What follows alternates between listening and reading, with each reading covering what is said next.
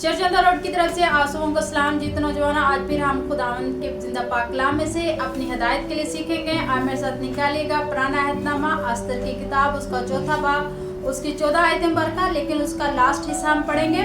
खुदा के पाक कलाम में लिखा है, और क्या जाने कि तू ऐसे ही वक्त के लिए सल्तनत को पहुंची है। आमीन। मेरे अजीज नौजवानों, यहाँ पर हम मलका अस्तर की बात करेंगे। खुदा ने उसको चुना। खुदा ने सिर्फ उसकी जिंदगी, आरामदाह जिंदगी के लिए नहीं, बल्कि एक पूरी कौम की निजात के लिए उसको चुना। खुदा कभी हमें पता भी नहीं होता, हो सकता है हम में से बहुत से लोग जो अपने आप को समझ रहे हो कि मैं किसी काम का नहीं हूँ, या मेरी जिंदगी में कोई खिदमत नहीं है, ये मैं खिदमत कर नहीं सकता, लेकिन हमें नहीं पता होता कि खुदा हमें कहाँ से उठाकर कहाँ लेके जाता है और किस जगह पर हमें इस्तेमाल कर रहा होता है। बाज़ औक़ात इंसान अपने आप को समझ रहा होता है कि मेरी जिंदगी में जो काम मैं कर रहा हूँ इससे बेहतर कोई नहीं है, लेकिन खुदा उससे भी आपको और आगे ले जा रहा होता है। तो अजीज नौजवानों, यहाँ मलका अस्तर जो एक मलका बन चुकी है, हम इस स्टोरी में देखते हैं कि एक जो वहाँ का सिपहसालार है या मुशीर है बादशाह का, वो हामन है। हम उसके बारे में कल बात करेंगे, लेकिन उसके बारे में बता दूं कि उसने यहूदियों को मारने के लिए, यहूदियों की पूरी नस्ल को ख़त्म करने की पूरी कोशिश की।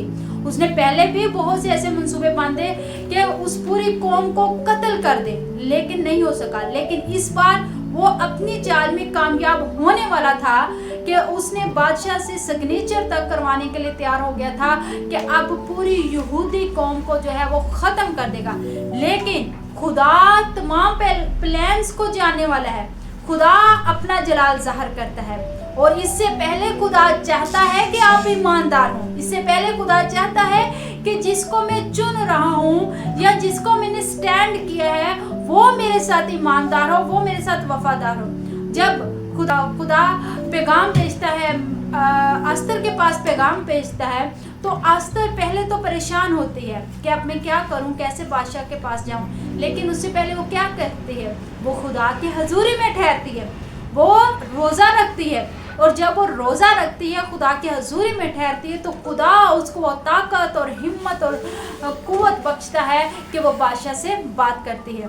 यहाँ पर हम देखते हैं कि खुदा ने उसको मलका ही इसलिए बनाया कि वो अपनी कौम को रिहाई दे सके, अपनी कौम को निजात दे सके।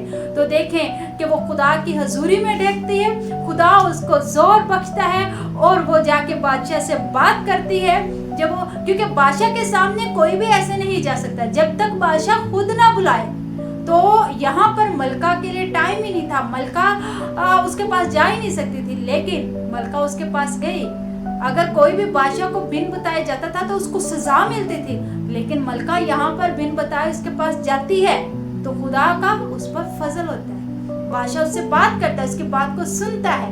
तो देखें कि आज मेरे नौजवानों, हम में से भी बहुतों को खुदा ने चुना है, लेकिन बात यह है कि हम शायद कहीं ना कहीं खुदा की आवाज़ को सुन नहीं रहे अपनी कौम को बचाने के लिए। आज हमारी कौम को, हमारे लोगों को हमारी ज़रूरत है। चर्च ऑन द रोड तमाम नौजवानों खास तौर पर अपनी पहचान को पहचानो और इस काम को करो कि कौम हमारी बच सके, हमारे लोग बच सकें, हम जिंदगियों को बचा सकें, जिंदगियों में नई तरोताज़गी, शादमानी पैदा कर सकें। क्योंकि आज हमारे नौजवान बुझ चुके हैं और उनमें वो मोहब्बत जो खुदा ने मोहब्बत उनके दिल में रखी थी, वो जो मोहब्बत है वो भी मध्यम पड़ चुकी है।